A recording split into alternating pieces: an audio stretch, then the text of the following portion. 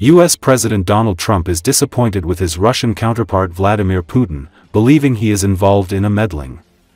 This was stated by Jackie Heinrich, a correspondent for the U.S. Fox News channel. According to him, the American leader does not like Russia's slow movement in the ceasefire negotiations in Ukraine, which is why he is preparing an aggressive response against it. In response, the Trump administration is planning to impose tougher sanctions on Russia in many areas, including its shadow fleet. A good target for pressure would be to disrupt Russia's shadow fleet, which illegally transports oil through the Baltic Sea. Much of the fleet is already subject to sanctions, and 70% of Russia's illicit oil sales are through its use, Heinrich said.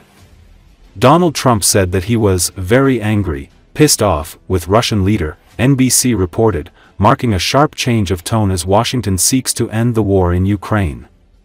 NBC's Kristen Welker said Trump had called her to express his anger over Putin questioning Ukrainian President Volodymyr Zelensky's future as a leader, something that Trump himself has done. Welker, on her NBC show Meet the Press on Sunday, quoted directly from an early morning telephone conversation with the president. Trump said that, if Russia and I are unable to make a deal on stopping the bloodshed in Ukraine, and if I think it was Russia's fault, then he would impose secondary tariffs on all oil coming out of Russia. Welker said Trump told her, "I was very angry, pissed off, over Putin's recent comments about Zelensky's credibility and talking about new leadership in Ukraine." Trump has been pushing for a speedy end to the more than 3-year war since taking office, but his administration has failed to reach a breakthrough despite talks with both sides. Putin rejected a joint U.S.-Ukrainian plan for a 30-day ceasefire, and suggested Zelensky be removed from office as part of the peace process. Ukraine has accused Russia of dragging out talks with no intention of halting its offensive, with a fresh attack over the weekend on the northeastern border city of Kharkiv. Trump told NBC that Putin knows he is angry, but said that he has a very good relationship with him and the anger dissipates quickly, if he does the right thing.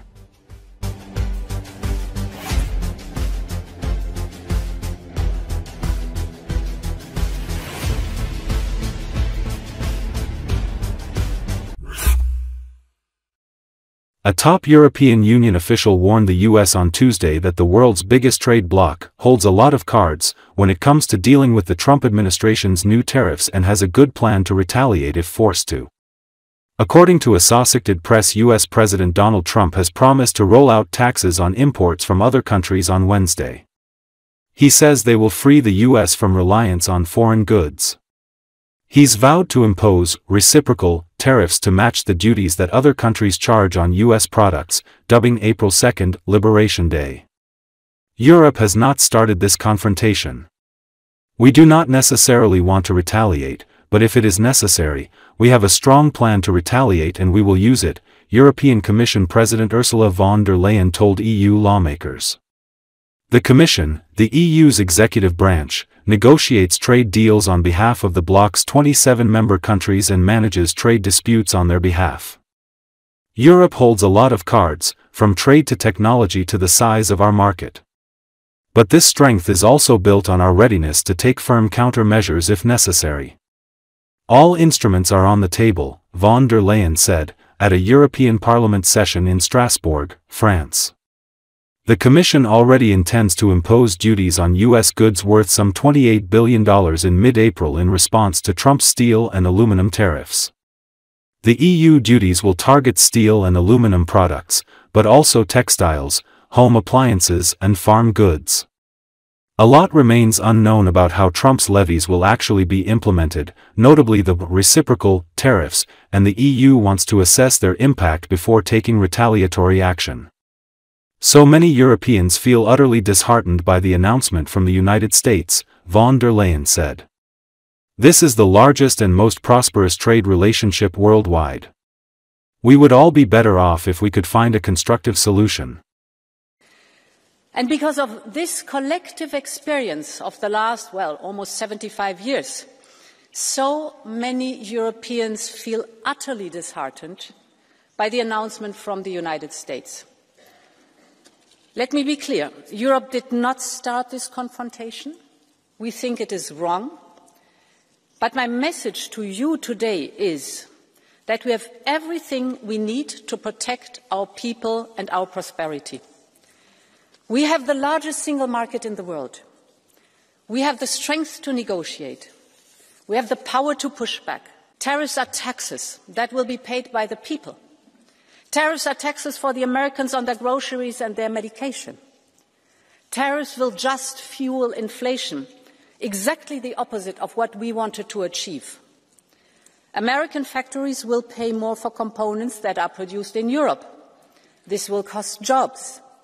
It will create a bureaucratic monster of new customs procedures. Europe holds a lot of cards, from trade to technology to the size of our market. But this strength is also built on our readiness to take firm countermeasures if necessary. All instruments are on the table. Our objective is a negotiated solution. But of course, if need be, we will protect our interests, our people and our companies. And I want to be very clear on the aim of our response. We think that this confrontation is in no one's interest. The flow of goods and services between us, the United States and Europe, is nearly balanced. Of course, we are willing to work on the trade balance of goods as well as on the trade balance of services. This is the largest and most prosperous trade relation worldwide. We would all be better off if we could find a constructive solution. At the same time, it also has to be clear. Europe has not started this confrontation. We do not necessarily want to retaliate, but if it is necessary, we have a strong plan to retaliate. Yemen's Houthi rebels claimed Tuesday that they shot down another American MQ-9 Reaper drone, even as the U.S. kept up its campaign of intense airstrikes targeting the group.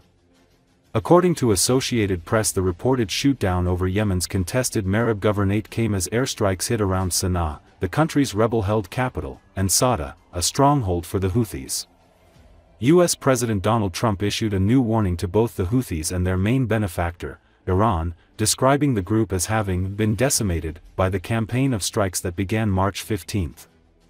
Many of their fighters and leaders are no longer with us, Trump wrote on his social media website Truth Social.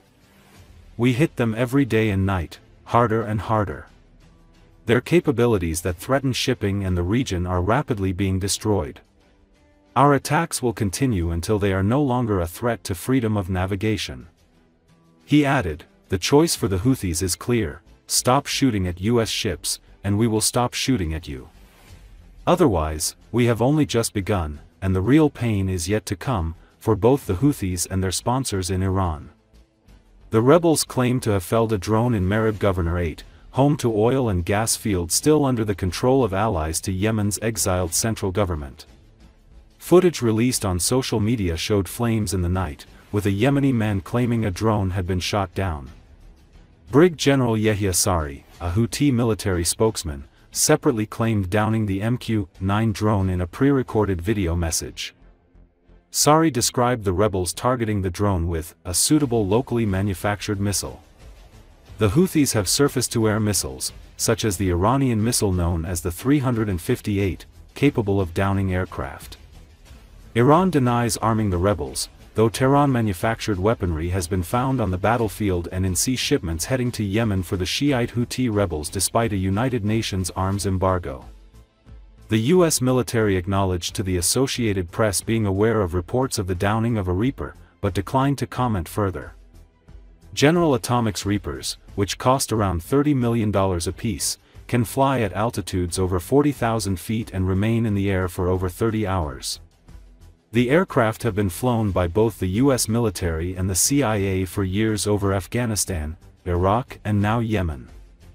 The Houthis claim they've shot down 20 MQ-9s over the country over the years, with 16 down during the rebels' campaign over the Israel-Hamas war. The U.S. military hasn't acknowledged the total number of the drones it has lost there.